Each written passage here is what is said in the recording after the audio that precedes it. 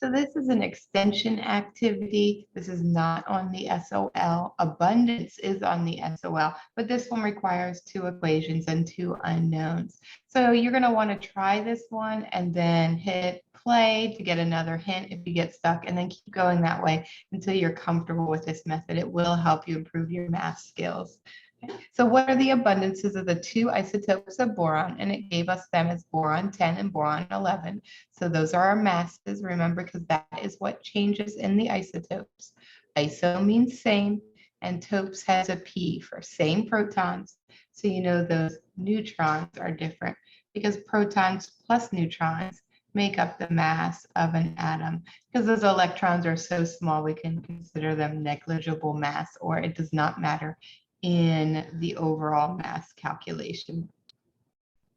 So I said two equations and two unknowns. So if you're not sure where to start with that, what does the definition of abundance mean? Go look that up, hit pause, and see if you can come up with a first equation. So what do we have? We know that boron 10 and boron 11, their abundances are going to add up to 100%. What does 100% mean? 100% simply means 1. And so I'm going to change this around so I don't see all these things because I might think it's subtraction there. And I'm just going to call boron 10A and boron 11B. So A plus B is going to equal to 1. So B can be changed around to be 1 minus A. I just subtracted A. And when I do to one side, I have to do to the other. That way I have a relationship between my two items. Now, what was that formula for abundance? It was the mass times the decimal abundance of the first guy plus the mass times the decimal abundance of the second element. Okay, and that is going to equal your average atomic mass. So that is where my item is going to be right there. And so here is my second formula. There's not a lot of numbers in here. So what can I put in here? Boron 10 has a mass of 10. Now, sometimes when they do this problem, they're going to give you an actual mass of boron to like 3 or 4 decimal places. If they give you an actual mass, use that instead of the 10, and your number is going to be more accurate because it has more sig figs and it is more related to actual data.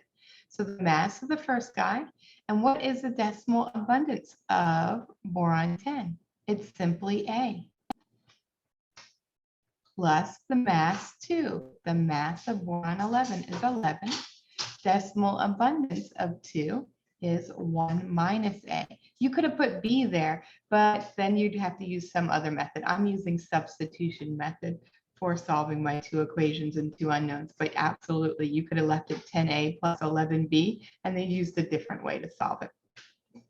Average atomic mass, what's that definition? That's the mass on the periodic table. So if I go look at my periodic table mass, boron is 10.81. So now, do I have something that I could solve in algebra? Yep, down here. What's the first thing we do when we're solving this algebra problem? Let me rewrite this and get rid of my parentheses. So 10 times A, I'm just going to list this 10A, plus this one I have to distribute. 11 times 1 is 11, minus 11 times A is 11A is equal to 10.81. So now it's getting a little bit similar. What's next? Combine 10 minus 11A. I'm going to write it over here, is minus 1A. And then this 11 on the left, I'm going to subtract him out. And when I do to one side, I got to do to the other. So when I'm combining the ones without a variable, I get negative 0.19. So negative 1A equals negative 0.19. I have a negative on both sides. So if I multiply through by negative 1, then I change that to positive.